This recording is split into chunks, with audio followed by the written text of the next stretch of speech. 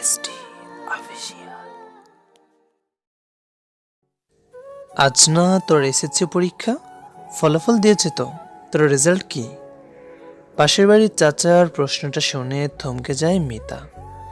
যে ভয় পেয়ে পালিয়ে বেড়াচ্ছিল সেই ভয়টাই সত্যি হলো।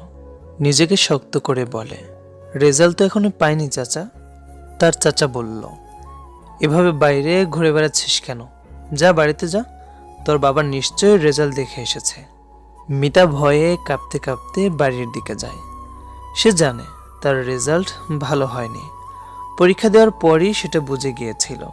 মিতা আল্লাহকে ডাকে আর বলে, আল্লাহ দেখি অত্যন্ত ফেল যেন না হয়। মিতা মনে সাহস নিয়ে বাড়িতে প্রবেশ করে। মিতাকে দেখে ক্ষেপে যায় তার বাবা। রান্না করার খুন্তি এনে মিতাকে মারতে থাকে। মিতার মা দূরে দাঁড়িয়ে থেকে নীরব দর্শকের মতো এটা দেখছেন আর বিলাপ করে বলছেন, তোকে নিয়ে আমার কত স্বপ্ন ছিল, বড় হয়ে ডাক্তার বানাবো। তুই আমার সব স্বপ্ন শেষ করে দিলি, পাশও করতে পারলি না। মায়ের কথা শুনে মিতার মাথা ঘুরে যায়।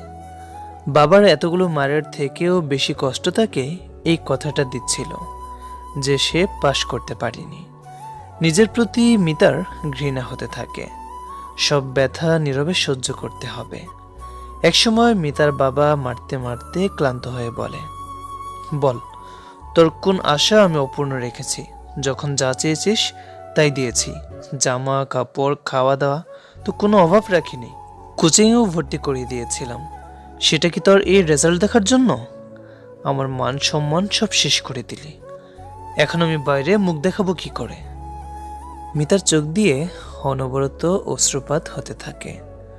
দৌড়ে ঘরে গিয়ে দরজা বন্ধ করে দেয় সে।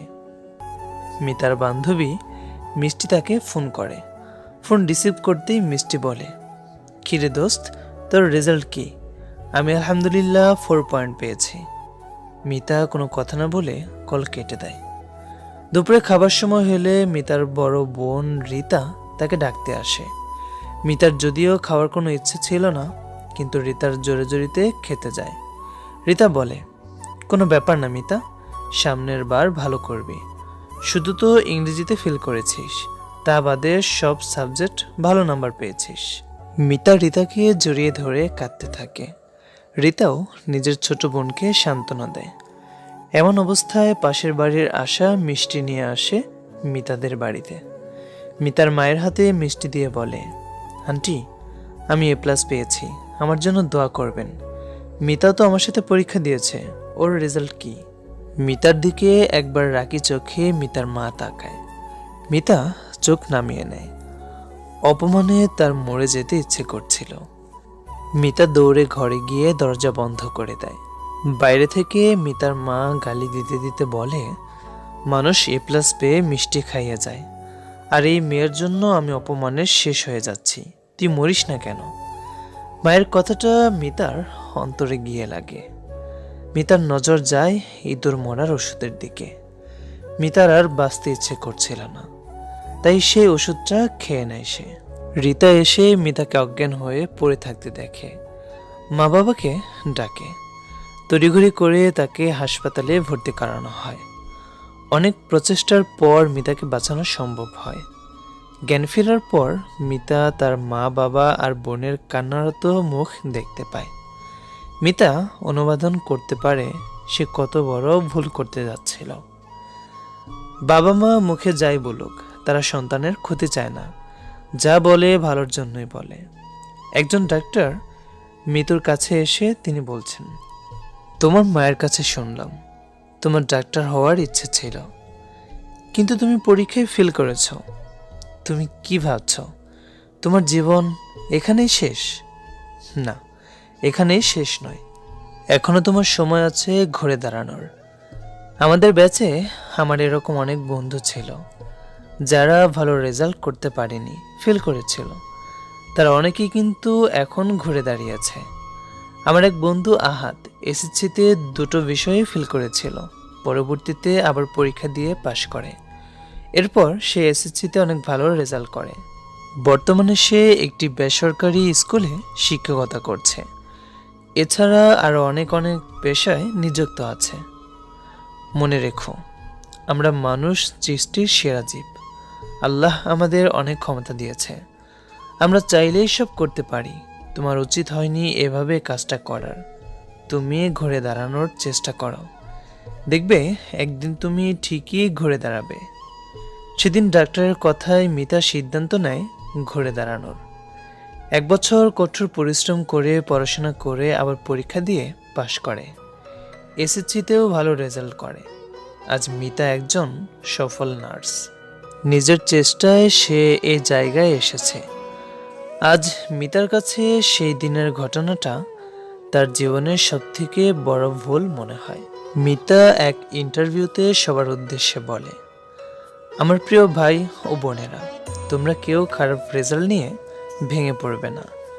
রেজাল্টই সব না, আমরা চাইলে ঘুরে দাঁড়াতে পারি। এখানেই তোমাদের সবকিছু শেষ নয়। ঘুরে দাঁড়ানোর ক্ষমতা মহান আল্লাহ তাআলা সবাইকেই দিয়েছেন, তোমরা চাইলেই পারবে। শিক্ষাক্ষেত্রে না হলে ব্যবসা, কৃষি আরও অনেক ক্ষেত্রে লেগে যেতে পারো। তাই কোনো ভুল সিদ্ধান্ত নিও না। মনে রাখবে, আল্লাহর দেওয়া জীবন শেষ করার অনুমতি তোমার নেই। তোমাকে বাঁচতে হবে, ঘুরে দাঁড়াতে হবে। হ্যাঁ, তুমি যদি চেষ্টা করো তাহলে তুমিও পারবে। আম্মু, আব্বু, বড় ভাই, হ্যাঁ, পরীক্ষায় ফেল করলে, রেজাল্ট ভালো না হলে একটু বকাঝকা করবেই। কারণ এই বয়সে তোমাকে দিয়ে তাদের একটা ইচ্ছে যে তুমি পড়াশোনা করে ভালো রেজাল্ট করবে। তারা সবাই তো আশা নিয়ে থাকে।